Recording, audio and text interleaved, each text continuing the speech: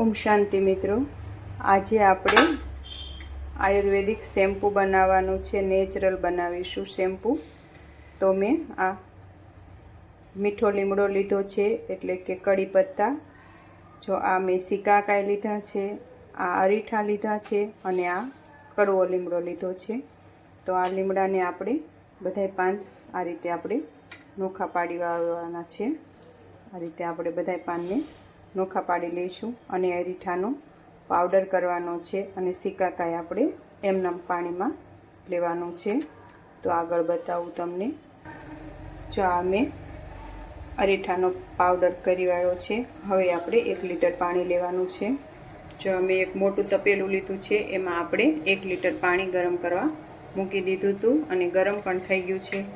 તો આપણે આ અરીઠા છે ભૂકો એ પહેલાં નાખી દઈશું અને આપણે સિકાકાઈ લીધું છે, સિકાકાઈ નાખીશું અને આજે આપણે કડવો લીમડો લીધો છે અને મીઠો લીમડો। આમાં તમારે એલોવેરા નાખવું હોય તો પણ તમે નાખી શકો છો।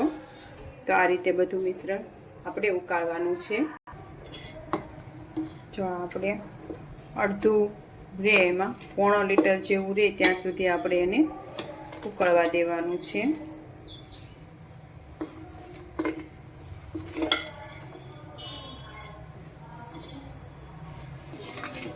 જો આપણે મેં આ અળસી લીધી છે, અળસી પણ હું આમાં નાખીશ। જો આપણે 250 સિકાકાઈ, 250 આંબળા, આ બધું આપણે, જો સિકાકાઈ તમારે ખાંડવું હોય તો એ તમે ખાંડી શકો છો, પણ મેં એમને નાખ્યું છે આમાં। જો આપણને ફીણ દેખાવા માંડ્યા છે, હજી આપણે આને ઉકળવા દેવાનું છે। જો આ મિશ્રણ આપણે ઘાટું થઈ ગયું છે। જો આમાં ફીણ પણ વળે છે, પણ આપણે જે કેમિકલવાળા ફીણ વળે એટલા બધા ફીણ ન વળે, આમાં ઓછા ફીણ વળે। જો તમારે આમાં સોપવેજ નાખવું હોય, લિક્વિડ આવે છે સોપવેજ, શેમ્પૂ સોપવેજ આવે છે, એ તમારે નાખવું હોય તો તમે એમાં નાખી શકો છો। હું આ રીતે નેચરલ જ રાખવાની છું। જો આપણે શેમ્પૂ સરસ તૈયાર થઈ ગયું છે। હવે આને આપણે ઠરવા દેવાનું છે, પછી આપણે એને ગાળી લઈશું।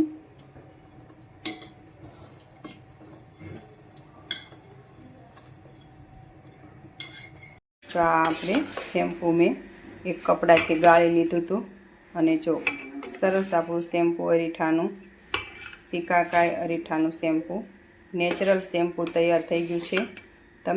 તમે પણ આ રીતે નેચરલ શેમ્પૂ બનાવવા માગતા હોય તો આ રીતે શેમ્પૂ બનાવજો ચોક્કસથી અને મને કમેન્ટમાં કહેજો કે કેવું લાગ્યું આ શેમ્પૂ।